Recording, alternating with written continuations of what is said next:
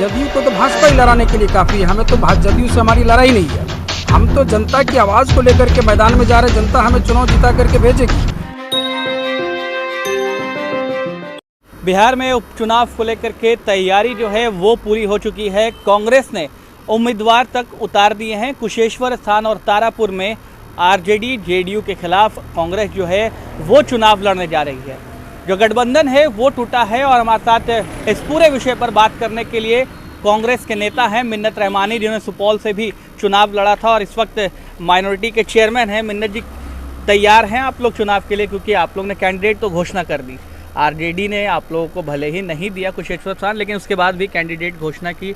सब कुछ ठीक है आप लोग की पार्टी में? नहीं, बिल्कुल पार्टी में भी सब कुछ ठीक है। चूँकि गठबंधन का जो धर्म होता है वो कहीं न कहीं उसमें कमजोरी आई, लेकिन हम पूरी तरीके से जो है इस बात को लेके मुतमईन है कि जो आने वाला जो चुनाव है तारापुर विधानसभा और कुशेश्वर स्थान विधानसभा, ये निश्चित तौर पे कांग्रेस पार्टी चुनाव जीतेगी।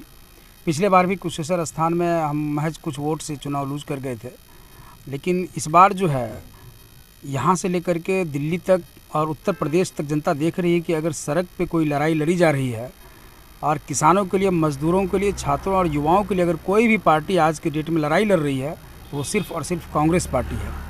इसलिए आप आने वाले समय में देखेंगे कि ये जो दो उपचुनाव है निश्चित तौर पे कांग्रेस पार्टी चुनाव जीतेगी और इसका संदेश जो है पूरे देश भर में जाएगा। क्या वजह मानते हैं कि आखिर आप लोग से सीट क्यों छीन लिया गया? कहा जा रहा है आरजेडी की तरफ से कि स्ट्राइक रेट देखें कांग्रेस पार्टी अपना विधानसभा चुनाव में, क्या नतीजे थे कांग्रेस के?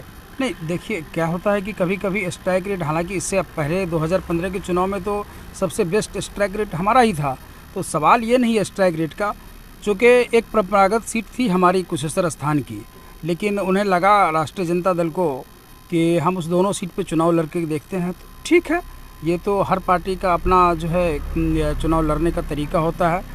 बड़े पैमाने पर जब गठबंधन की बात होगी तो निश्चित तौर पे होगी। विचारधारा चूँकि उनकी भी सेम है, हमारी भी सेम है, लेकिन चूँकि अभी जो मांग है वो मांग यही है कि कांग्रेस पार्टी को देश की जनता, बिहार की जनता देखना चाहती है।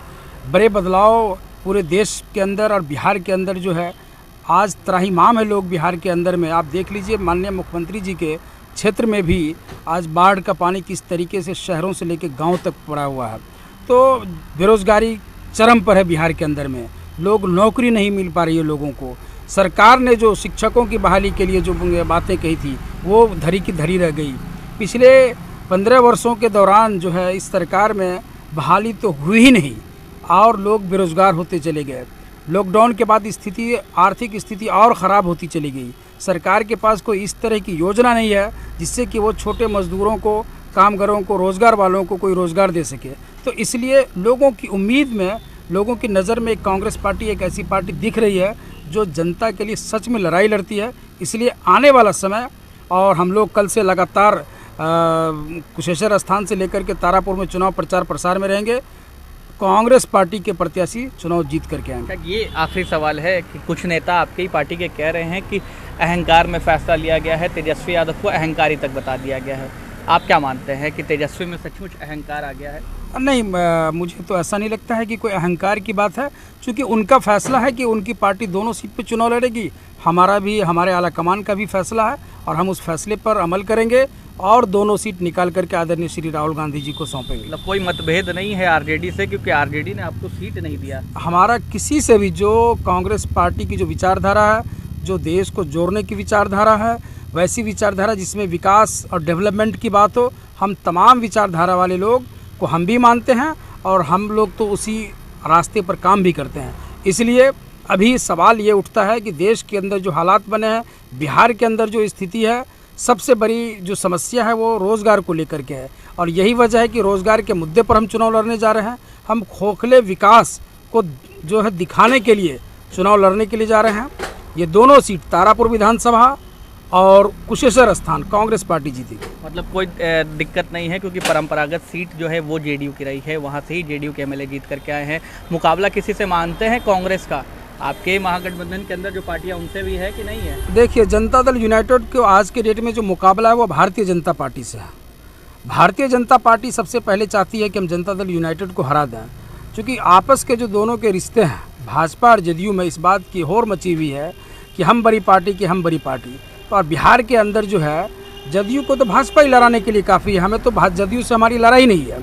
हम तो जनता की आवाज़ को लेकर के मैदान में जा रहे, जनता हमें चुनाव जिता करके भेजेगी दोनों सीट पर से, लेकिन जदयू को वहाँ ख़त्म करने के लिए भारतीय जनता पार्टी ही काफ़ी है। ठीक, तो हमारे साथ मिन्नत रहमानी थे जो कि माइनॉरिटी के चेयरमैन है बिहार प्रदेश के। उन्होंने साफ तौर पर बताया है कि उनकी लड़ाई जो है वो आरजेडी से भी नहीं है, जेडीयू से भी नहीं है, क्योंकि इनकी जीत जो है दोनों सीटों पर पक्की है।